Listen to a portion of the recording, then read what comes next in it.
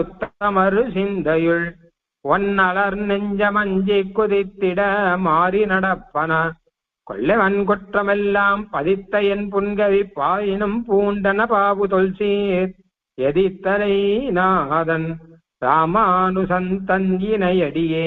ராமானுஜனுடைய திருவடி, அந்த திருவடிகளை நினைத்தால் உத்தமர்களுடைய உள்ளத்திலே சந்தோஷம்.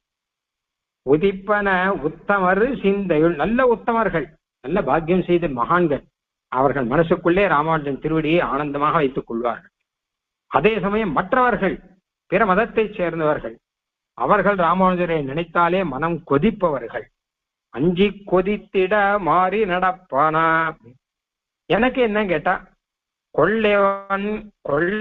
கொள்ளையாக குற்றம் செய்த என்னுடைய புன்கவி பாவினம் பூண்டன, என்னுடைய இந்த மோசமான இந்த நூற்றந்தாதி இருக்கே, இவற்றை கூட ராமானுஜன் திருவடிகள் ஏற்று நடந்தன என்பதாக, இவற்றையும் சிறந்த பாடலாக கொண்டன ராமானுஜன் தன் இணையடியே. அவருடைய திருவடி அனுகிரகத்தினாலே நான் பாடிக்கொண்டிருக்கிறேன், அதையும் ஏற்று நடந்தன.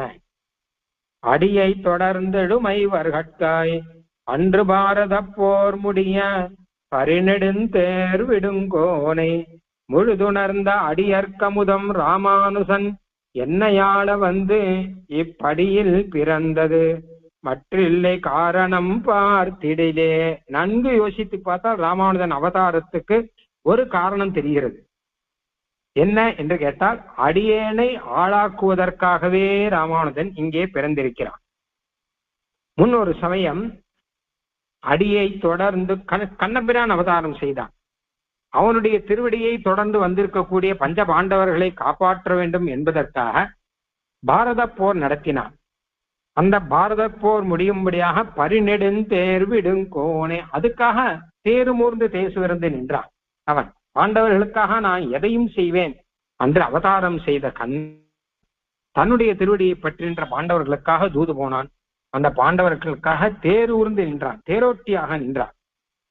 அப்பொழுது அந்த கண்ணனுடைய பாவத்தை அப்படியே அறிந்து உணர்ந்த அடியர்க்கு அமுதம் ராமானுசன், அவன் அடியேனை ஆள வந்து இப்படியில் பிறந்தது. எனக்காகவே அவன் வந்தான். ஏனென்றால் கண்ணபிரானுடைய நிலையில இவரும் இருக்கிறார். பாண்டவர்களுக்காக எதை வேண்டுமானாலும் கண்ணன் செய்கிறார் போல எனக்காகவே எதை வேண்டுமானாலும் எங்கள் ராமானுஜன் செய்வார். அதற்காகத்தான் இங்கே அவதாரம் கூட எடுத்தாரோ என்பதாக எனக்கு தோன்றுகிறது